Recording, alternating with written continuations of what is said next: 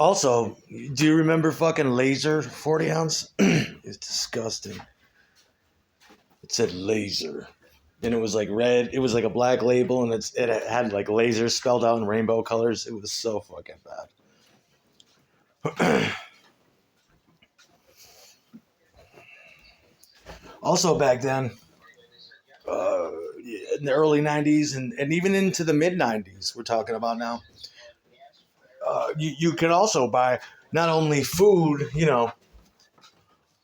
uh, cigarettes, singular cigarettes you could buy, you know what I'm saying? Weed out front. These are maintained ghettos, and that's how it works.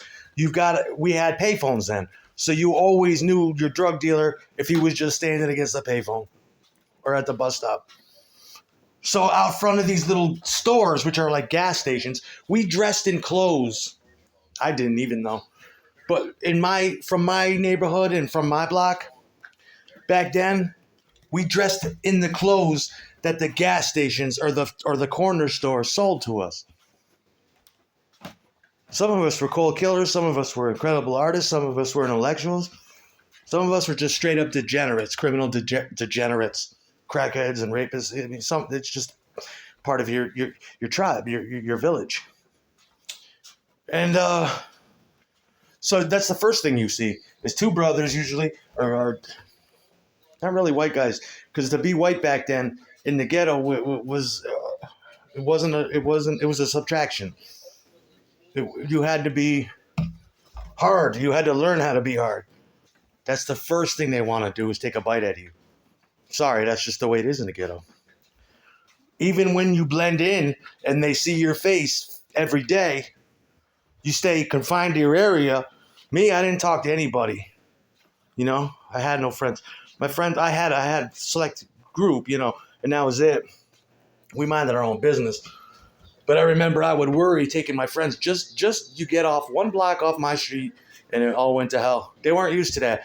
And I had to tell them, stay in the car, or let me run in and handle this. Don't get out of the car. Even in my apartment buildings, they were subjected to people like that they would never ordinarily meet. Pimps. Like me and Theo's best friend was the guy who lived next door to me. I used to call him, not Samson, what am I thinking? Solomon, I used to call him. Because he was a proud Nubian king, and he was a pimp. He had no money, though.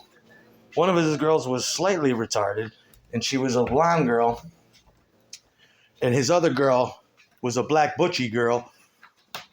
And he used to come over and tell us about his troubles being a pimp. His cockroaches crawled the walls, and I tried to fight it back. It was awesome. But my friends never knew that was a detailed, intimate look into what my life was really like outside my house. So they learned quick. That's why they always used to think, they used to call me pimp, and they used to call me daddy, because I just learned from black men, really. Or I learned, But anyway, you get to these corner stores, and that's the first thing. And that's how we would dress. And then you would be a good dresser if you was wearing nothing but bootleg clothes. To me, back then, you were like a king if you could afford that. And I'm thinking, and the ways to make money back then, like, to be a hip-hop rock star back then meant you had to be a DJ. And what that meant by DJs is they don't put out records anymore, or bootleg records. They put out bootleg tapes of the music in their area. I'll never forget hearing Big L for the first time before anybody got it. Because that's how bands would get big back then. You'd get circulated on a DJ mixtape. We had Green Lantern. We had DJ Quick. We had DJ... who else? I'm trying to remember back. DJ Babu. We had what didn't we have?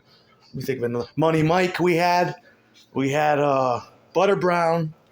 We had we had all these DJs, and they were did I say Green Lantern? Yeah, we and they would introduce what the hits were going to be. This is New York shit. We never got, on these tapes was a UR90 with a big pull-out gatefold crediting all the acts. That's how I first heard, God. But, and they were these tapes that were dubbed off, you know, and each tape would have a theme. Most of it, you know, like this one's Kung Fu, you know, some Shaolin shit. And the whole theme of the record, and there'll be all cuts that are not from a record, or there'll be unreleased cuts, or cuts from the radio, of everything that was going on in mostly New York City. And I was one of the guys that had to bootleg these. I was bootlegging the bootlegs.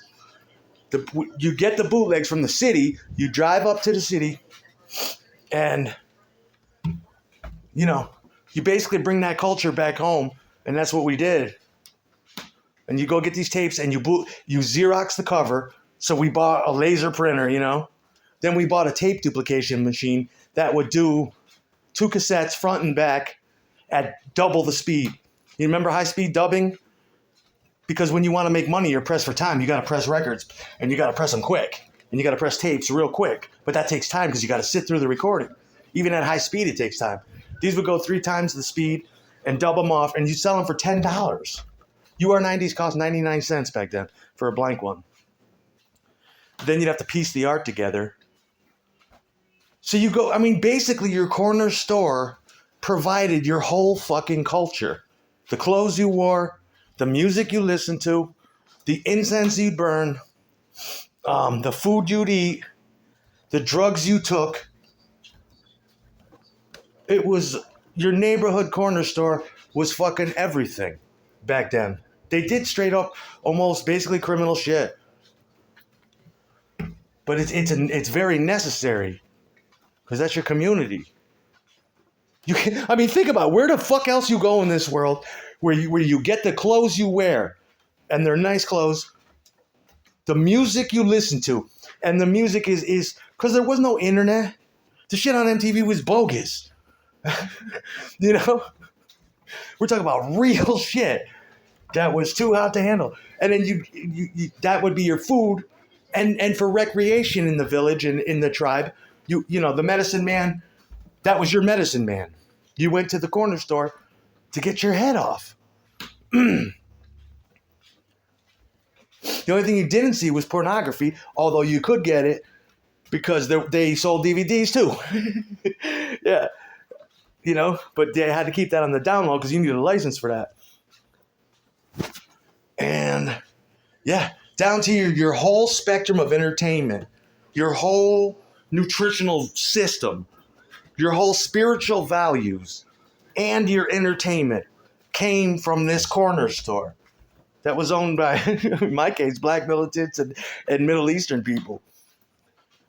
Brother Amin says, no. Okay, I'll come back tomorrow. Where I mean, I miss that. And that's a day in the life. That's the differences between New York and the West Coast. I mean, the West Coast probably has that now. But in my case, I mean, you're all watching the Hogan Family or the Cosby Show, and that is not my reality. You know? And when I looked out the window, it did not look like that. You know? Family ties and shit. When you hear sirens, that's someone's father coming home or son in my neighborhood. It was just a total different thing. Say, damn, your store is popular. And that's how you do it in a city way. And that's how it's still done, but it's not being done as effectively as it can be. I'm not talking about no convenience store. I'm talking about you rely on that as a community. Scored some. I'm going down to the corner store. For what? For whatever. They got it all. That's the nice thing about the ghetto. But coming out of it, you had to watch out too because there'd be hoods that would wait by the door. And they'd paralyze you, knock you out unaware with your eyes open just to steal your strawberry quick and drink it down real quick looking at you. Bitch ass nigga. And it was hard to be white though. But I just wanted me a fucking Puerto, or just a Latina bitch, just to slap my, even back then the most. Because I went to school and I had to sit next to these girls with the big, and you just want to be in their fucking shit. And they all live somewhere in your neighborhood. Stalk these honeys. Standing on their porch speaking fucking Spanish to their parents. Grab you by the ponytail and just pound that fucking ass. Ever. Black girls with the big titties. I couldn't stand it. The black girls used to tease my dick. Remember, I used to sit. Oh, I had black twins and they were in the same class too. If that wasn't weird enough, well, that was weird for them. I was just there. It wasn't weird for me. Always, I fell in love with a fucking one year in my school. A bitch from like, where was she? From not Israel, from Iran. And she had the fucking. She didn't even smell good, but she had the dot on her head and the big clothes. Every type of girl I was, and most of the time the real pretty foreigners would be in my class. So you get these older girls, you get girls from, it was insane. I wasn't smart. I wasn't and I guess you could say that being black or Mexican or Latino in any way back then was also a subtraction because you might not but there was no excuse for me really to be in the same education level as them. Because they're like, what's wrong with you? You're a white male. You should be with all the other white people. Why aren't you there? And I'm like, I'm just, because I was like them. I had shit to do. I used to notice that the other white kids that were with me in my education, they used to suck their thumbs just like the black dudes did. And I'm like, that's fucking weird. And that's when I first started realizing what I was. And in one way or the other, that's what I was. This is my school, my neighborhood, and these are my peers. Thumb sucking fucking. But I mean, they were just as hard. They were criminals too. Yeah. But that's the strong differences between. I mean, you got these YouTube people talking about nice things. I'd like to take my camera to a weed house and be like, YouTube, this is how you score weed in the ghetto. This probably doesn't work in your neighborhood. What are you doing in my house?